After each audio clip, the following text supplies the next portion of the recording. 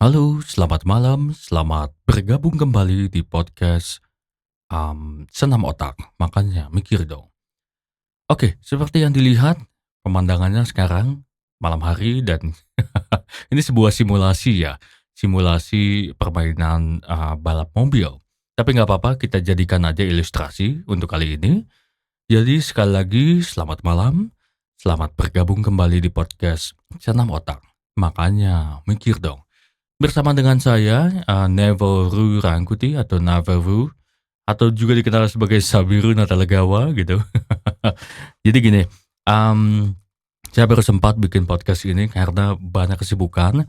Pertama sebagai sebuah catatan, eee, saya jujur saja baru saja membereskan beberapa chapter atau bagian dari buku saya, buku yang menjadi sebuah hal yang penting untuk saya. Menjadi sebuah mahakarya mungkin ya. Jujur ada banyak sekali yang, apa namanya, berjalan di dalam kepala saya, tapi kita coba pelan-pelan aja satu persatu maksudnya. Iya, jadi kesibukan itu adalah setelah kemarin beres beres pendidikan magister gitu, cadelanya luar biasa. Sebentar saya coba cek dulu ini sambil mobilnya, goyang kiri dan kanan ya. Oke, ini recording jalan ya. Dan relatif stabil rupanya, nampaknya seperti itu ya. Oke, mmm, let's see, kita kembali lagi ke, fokus utama kita. Jadi di podcast saya ini memang namanya sudah paten kali ya, podcast senam otak, makanya mikir dong gitu. Karena emang kalau nama yang lain saya sempat terpikir gitu kan, podcast apa, podcast autis dewasa kah, atau podcast, Indo Bali kah, ada banyak sekali nama. Jadi kayak podcast pecinta kucing, podcast pencinta mobil. Kayaknya kalau misalnya kita ngambil nama yang umum sih, apa namanya, itu jujur aja bisa pusing ya, karena kan sesuatu yang terlalu umum kan emang banyak ya, gitu. Saya pernah dapat inspirasi mungkin dulu saya dengar namanya Curhat Babu ya, podcast Curhat Babu, curhat bapak dan ibu. Nah, itu salah satunya tuh yang saya suka gitu. Terus ada Pancatera, ada juga podcastnya Yas Lawrence kalau nggak salah, ada podcastnya Pak Gita Wirjawan, tapi mungkin lebih kepada interview kali ya, itu bukan podcast ya. Tapi mungkin sekarang podcast tuh identik dengan visual. Jadi di mana itu tuh apa namanya, ditonjolkan, 2 orang yang sedang berbicara, podcaster ya, host-nya maksud saya, dan yang menjadi tamu dari podcast tersebut. Memang podcast itu setahu saya, kalau zaman dulu ya memang seperti itu prosesnya, melakukan, dialog gitu ya. Mungkin monolog juga ada, tapi dialog mostly, di sebuah ruangan di mana ada host dan ada bintang tamunya gitu. Tapi nggak direkam gitu. Di-publish itu rata-rata dulu kalau dari BBC English Podcast itu hanya suaranya aja. Jadi kita nggak pernah saya nggak pernah dikasih lihat tuh zaman dulu saya masih kecil, visualnya kayak gimana gitu. Kalau sekarang kan ada podcast Raditya Dika, bahkan sekarang Lux English Podcast itu yang dulunya saya hanya dengar format audionya saja, sekarang ada wajahnya yaitu Mister Lux sendiri dari, United Kingdoms. Oke, kita cek, mmm, oke balik lagi, rekaman oke ya, dan cadel saya juga masih ada sampai kapan pun gitu. Oke, ini kenapa kalau ditanya, Bang Naval atau Bang Sabiru kenapa, eee, apa namanya, gambarnya mobil gitu, ini Gran Turismo ya. Itu saya cinta mati dari sejak kelas 1 SD ya, kayak berarti saya lulus TK, 1 SD udah cinta mati sama game ini. Walaupun sebenarnya terakhir ada Forza Motorsport gitu, tapi aduh Gran Turismo tetap di hati. Termasuk audionya juga. Mungkin kalau ada musik yang no copyright, yang menggambarkan ciri-ciri vibe Gran Turismo itu akan saya setel sebagai background podcast saya kali ini. Saya ini podcast-nya berarti monolog ya, gitu. Ini Gran Turismo tuh dari zaman Gran Turismo entah keberapa yang awal sampai yang terakhir tuh GT7, Gran Turismo 7, bahkan filmnya udah ada, bahkan Gran Turismo itu sendiri menciptakan ciri khas musiknya dari gamenya itu sendiri. Orang tuh jadi kayak mengikuti pedoman, oh gini loh musik yang vibe-nya Gran Turismo gitu kan. Gitu. Ya mungkin masih sedikit berkerabat ya dengan Fast and Furious atau Tokyo Drift atau mungkin Need for Speed gitu ya, masih ya beda-beda tipis lah. Mungkin kalau sekarang tuh terkenal tuh Red Bull dan Toyota Gazoo Racing gitu kan. Sumpah saya tuh salah satu yang untuk sekarang saat ini masih belum kesampaian untuk bisa punya mobil-mobil kayak Gran Turismo gitu. Betul sekali. Tapi mungkin one day saya bisa kesampaian kayak, Skyline atau GT-R. Yep, Porsche Porsche, gimana sih nyebutnya, Porsche gitu kan. Iya ya itu salah satu mimpi saya. Oke, jadi kita mungkin masuk ke fokus kali ini. Nggak tahu tadi udah jalan berapa menit, tapi yang jelas saya harus pantau kita ke fokus utama kita. Di podcast kali ini saya ingin mengabarkan bahwa udah ada kesibukan tadi udah diberesin, cuman saya tuh bikin podcast kali ini untuk jaga-jaga atau backup untuk, talk show saya nanti di Bogor yang berkaitan dengan Vitera Indonesia.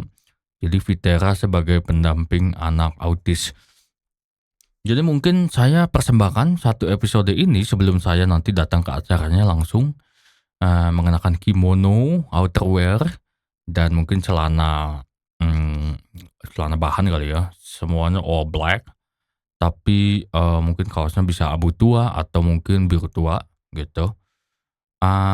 Satu hal yang ingin saya sampaikan di sini di podcast saya, mungkin ini durasinya 10, 15 menit sampai 30 menit, adalah saya merasakan bahwa nanti akan,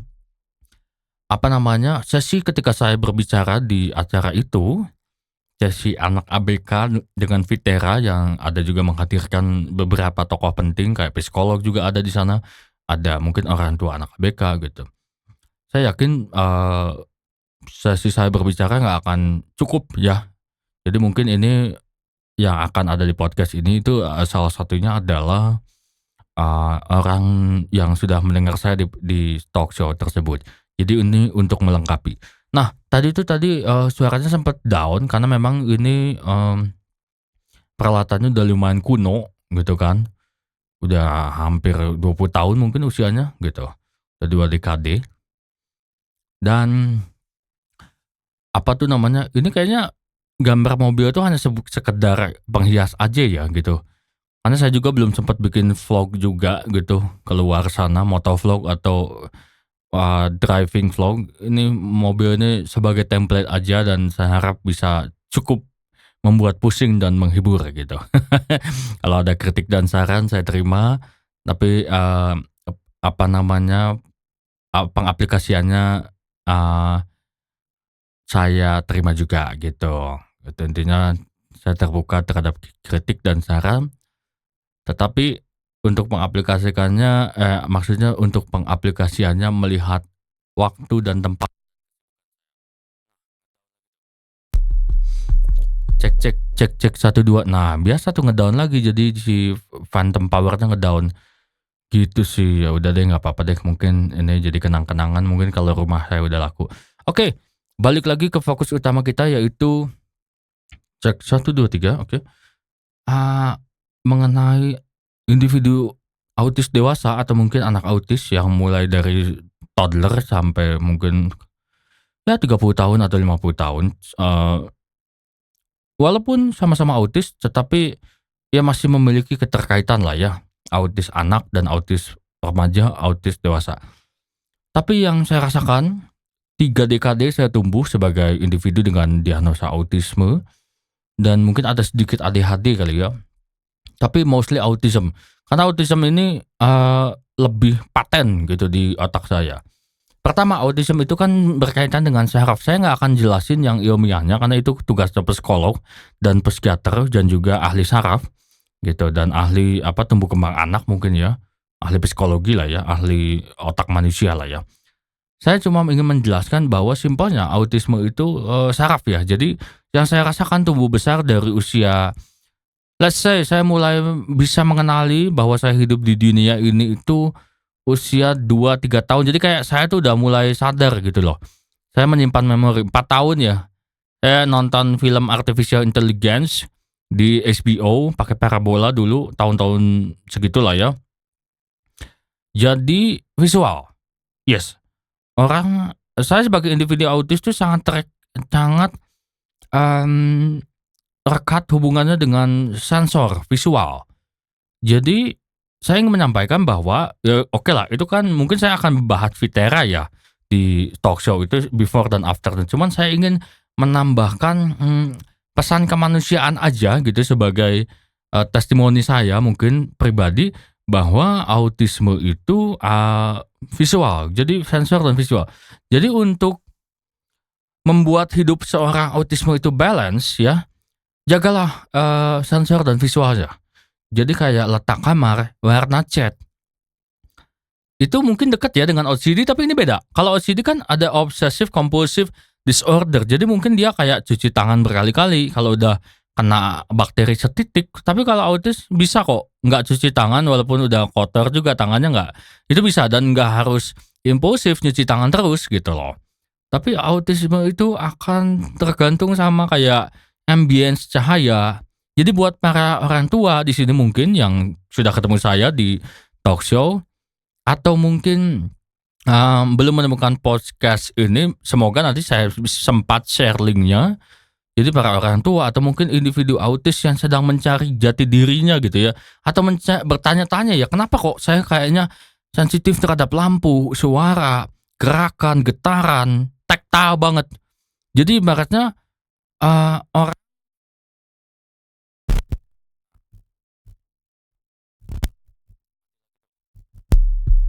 halo halo? Iya iya, sorry ini udah kuno banget, maaf ya.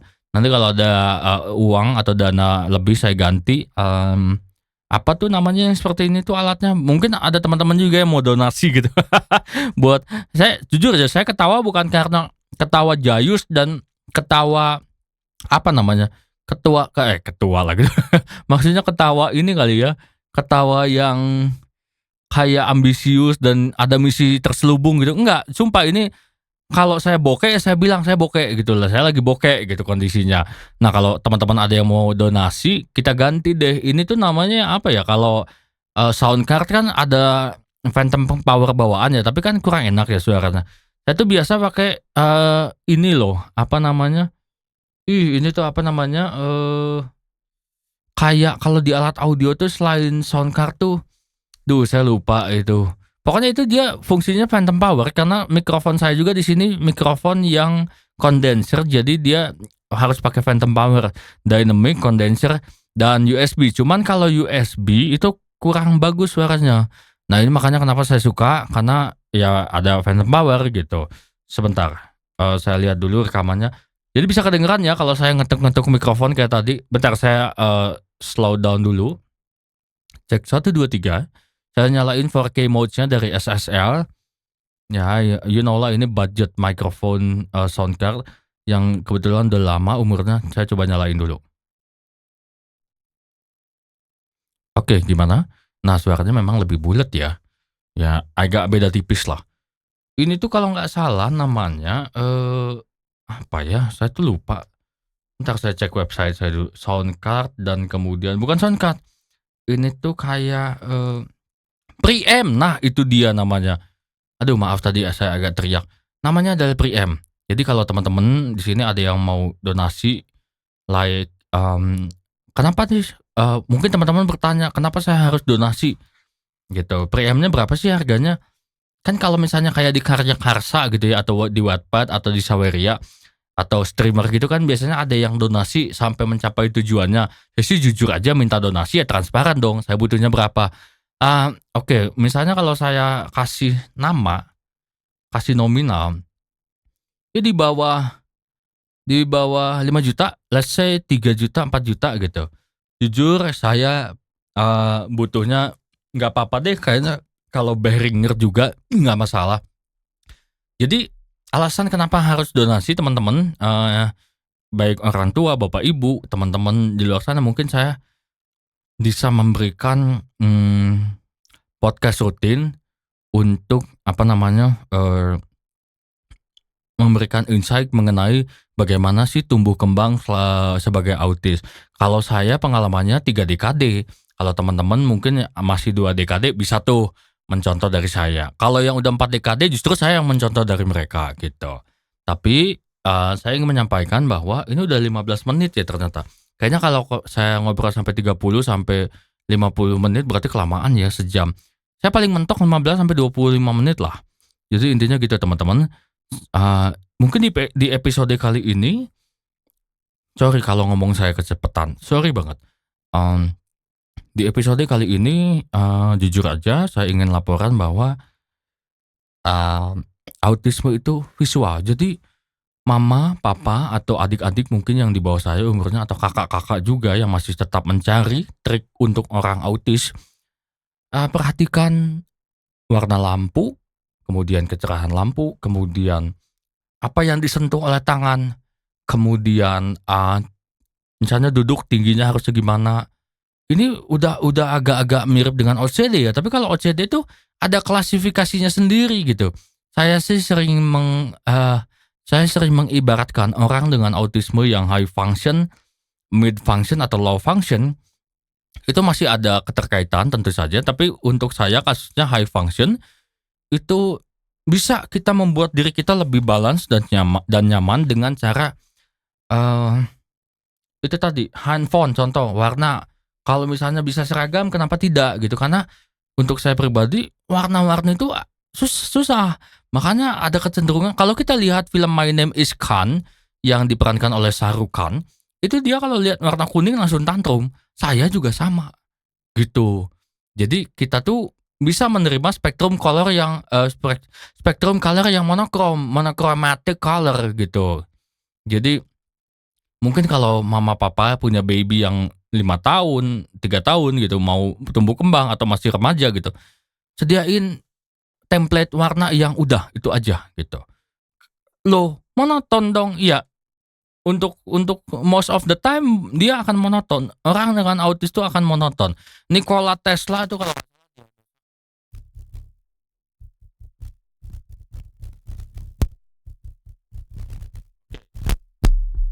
cek cek cek, cek cek cek, nah balik lagi. Sorry, Nikola Tesla itu, didiagnosa monoton. Autis maksudnya didiagnosa autis dan siapa tuh namanya, Albert Einstein juga autis gitu. Jadi, seperti itu ya. Jadi starter pack-nya gitu. Iya, starter pack-nya orang autis adalah tentuin warna, bentuk, tata letak ruang gitu. Jadi usahakan, saya tahu mungkin di sini teman-teman, "Dari mana uangnya?" Gitu kan pasti ada pertanyaan atau mungkin yang udah punya uang banyak nggak tahu gimana tekniknya gitu kan, jadi masing-masing kasusnya tiap orang masing-masing beda ya, ada yang udah punya uang tapi nggak tahu teknik, ada yang udah tahu teknik tapi nggak punya uang. Saya di tengah-tengah gitu, kadang ada uangnya, kadang nggak tahu tekniknya, jadi terus belajar aja gitu. 18 menit nih. Jadi kalau saya bisa kasih referensi kayak contoh ya, saya walaupun ini mungkin akan sedikit bias ya dari saya, disclaimer dulu, tapi saya kasih aja contohnya, saya beberkan, saya spill. Coba cek channel YouTube The Local Project dan cek channel YouTube-nya contoh kalau arsitektur Indonesia kayak Andra Matin. Orang autis tuh kadang ada yang bilang orang autis butuh olahraga, butuh terapi holistik menyeluruh, seluruh badan harus gerak. Nggak cuma itu, orang autis itu sangat, apa namanya, sangat merasa bisa menjalani hidup secara normal kalau arsitektur ruangan kamarnya atau rumahnya kayak yang didesain oleh Andra Matin atau mungkin Pak Ridwan Kamil ya. Terlepas daripada reputasi dia bagaimana, tapi tetap dia adalah seorang arsitek yang luar biasa, gitu. Bentar saya coba turunin dulu. Cek 1 2 3, halo? Cek 1 2 1 2 3. Iya, kadang suaranya suka naik gitu, preamp-nya udah tua banget ini sumpah.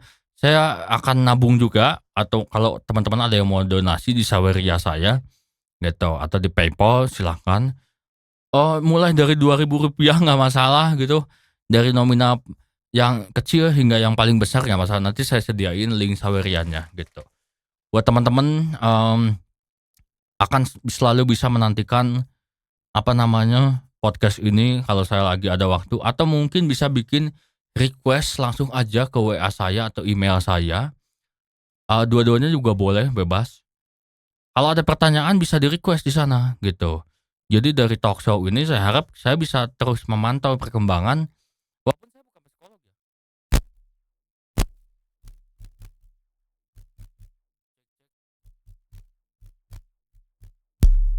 Cek 1, 2, 3. Nah, kembali lagi, walaupun saya bukan psikolog ya, jadi ternyata memang suaranya ini akan down tiap, beberapa menit sekali gitu si phantom power-nya tuh.